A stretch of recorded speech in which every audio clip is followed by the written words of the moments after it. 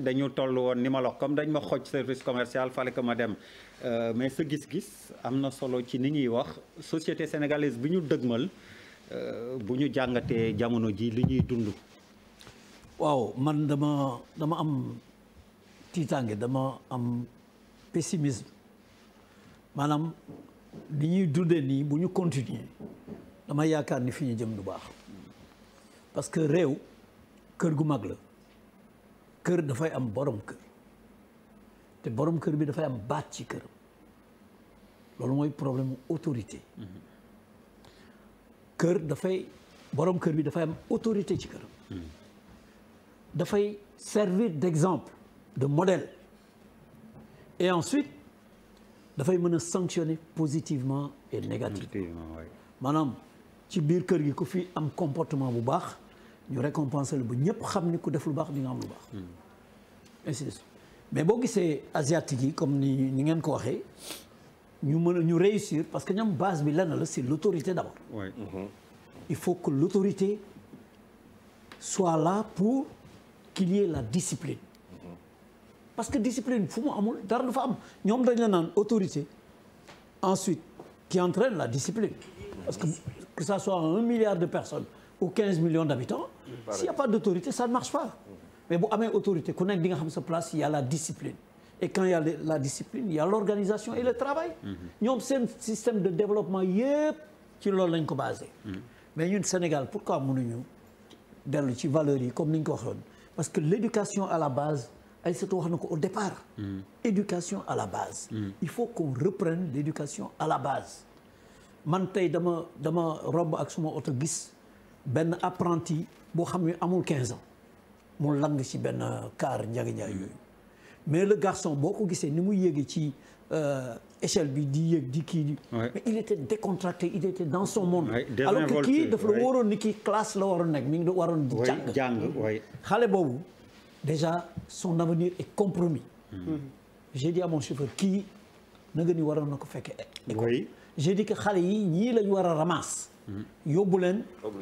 obligatoirement jàngal leen def leen ci internat yar leen mais kooku bu amee 20 ans 25 ans même bu amee permis buy lang ba am permis boo ko joxee oto dégâts rek lay def ci tali bi parce qu'il en a déjà vu de toutes les couleurs donc il faut qu'on reprenne l'éducation à la base bu ñu yaree xale yi réew mi dina baax bu ñu leen yarul nag te autorité amul ci réew mi parce que man dama sentirul benn autorité Sénégal mooy réew boo xam ne lu la neex def lu la neex wax te dara la ci fekk amul fenn boo demee États-Unis foo munti dem am na les gens ils osent faire demi-tour sur route ici au Sénégal États-Unis kan moo fa ñeme def demi-tour sur route wala nga dem Paris nga def ko Sénégalais bi gën a graaw fi bi gën a délinquant fi bu demee foofu ñemewu ko def pourquoi il ose le faire ici c'est parce qu'il n'y a pas d'autorité il n'y a pas de sanction voilà le problème du Sénégal non li nga doon wax pour conforter le 8h48 ce matin ku ma doon échanger dañ jàpp thème yi ba pare bon bi ñu yeewoo taw bi ñi ngi massawu ñi nga xam ni ñi ngi ci ndox bi ne ñuy échanger ma ne ko taw bi mënoon na nekk tamit thème tout comme ni ngay wax xale boobu di yéeg ci kii bi ma ne ko xoolal les enfants de la rue nous sommes tous complices le chef de l'État pourtant avait donné des instructions précises rien jusqu'à présent inacceptable le message est là pour conforter ce que vous dites ci xale yi ñi nga xam ni du mbedd mi wala langkaar wala di mécanicien ci yenn âge yi mooy seen place loolu tamit je pense qu'un grand débat de société war nañ ko ci def ñu xam suñu doom yi ni ñuy wax fu ñu jëm ak ñoom jamono ji fu ñu jëm ak justice la ñu mën a wax ñuy nangu ñenn ñoo xam ni waroon nañ ci mën a teew ngant yi ñu jox ku mel ni Souleymane Teliko ma koy nuyu au passage moom mooy président UMS nee na comme enquête commencé na am ci lenn ci coow li bëggugu ci yey yàbbi balaa muy xajamal mbir yi te loolu mën nañ ko nangul am na ñeneen ñoo xam ne tamit waroon nañ mën teew mais ngant mujj leen dab yow nag maître Massokhna Kane defe naa ci wàllu droit justice réew mi buñ ko ciy wax am nga ci baat am nga ci kàddu et dañ ci déglul justement ñu mel ni yéen coow li nga xam ne am na ci biir justice ndax conflit de génération la wala niñ koy waxee ci tubaab prémisse u changement bu nar a xóot système boo xam ni moo fi ne ñu laalaale ci tamit grève boo xam ni yàgg na lool c'est juste yooyu yëpp ñu bëggoon nga indil ñu ci sa jàngat ak sa xalaat ñu mën a comprendre li xew jamono ji ci justice ndax ñooñu war a àtte mais jamono ji nit ñaa ngi leen di seetaan di leen àtte. Très bien je crois que li nga wax d'abord ci affaire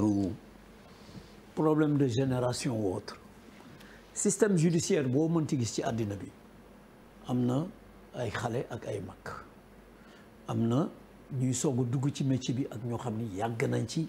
ñu ngi sax di waaj a génn loolu mënut a ñàkk évidemment dinay am aussi ay juyoo ci xalaat donc loolu c'est naturel loolu c'est un problème normal maintenant ni ñu koy exprimer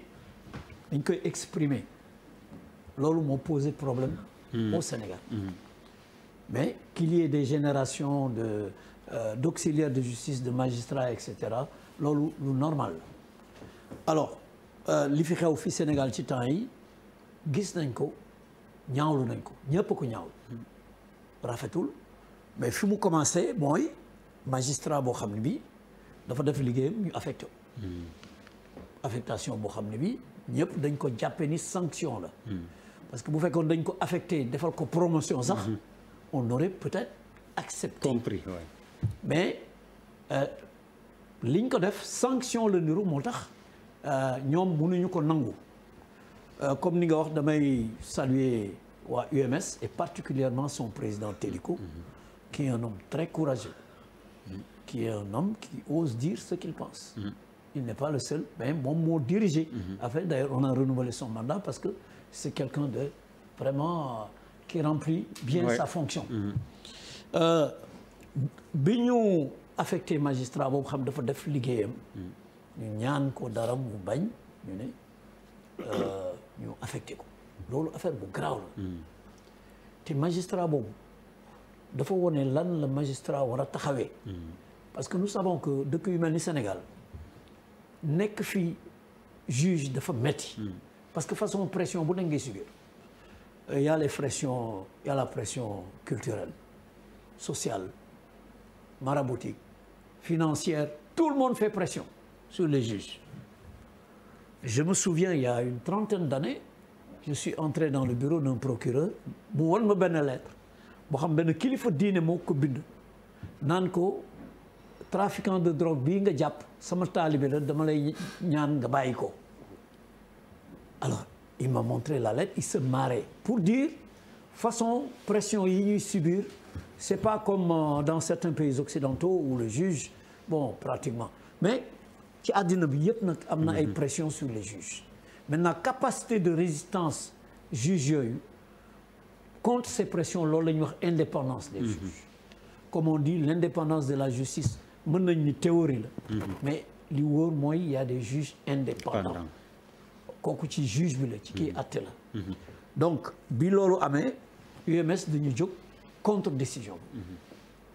malheureusement ñu sulli yeneen wax am ci ñoom ku démissionné keneen ki attaque ko mais li ñu jaaxal ñun mooy comment se fait-il que loo xam ne li depuis mois d'avril la woon ñu jekki-jekki ba léegi ñu sulli ko waaw bataaxal bu ñu bind waaw bataaxal bu ñu bindoon au mois d'avril mu feeñ ci presse bi ba mu am problème mu magistrat bi xam ni UMS daf ko soulever mu mel ni dañuy allumer li ñuy wax contre-feu ñu génn benn affaire benn lettre bu yàgg boo xam ne bi c'était dans le circuit ñu ngi ko doon kii ba rendre ko public kan moo rendre public lettre yi ba ñu ci attaqué benn magistrat ouvertement tudd turam ba mu obligé di expliquer wu dans la presse ba ñuy ordonner une enquête de ligage loolu kenn mas ko gis fii ci justice man masuma ko gis je suis là-dedans depuis presque 40 ans mais ñun masuñu gis loolu te dafa ñaaw dafa ñaaw mënti yam parce que kenn du ne corruption amul ci magistrature comme ci yeneen corps yëpp a yem bu ci nekk am na corruption loolu il faut le reconnaître mais ay suspicion de corruption la ñuy gis parce que kenn du mën a génne preuve ni lii corruption la donc loolu foofu la ñu toll alors mais attaquer ouvertement une personne boo xam ne bi il a son honorabilité il a sa famille il a des adversaires et tout attaqué ko l'obliger à s'expliquer publiquement ça c'est extrêmement grave te loolu vraiment kenn mos ko gis. dañuy ñaawlu loolu. waaw mooy der xam nga keroog maa ngi la doon wax affligeant.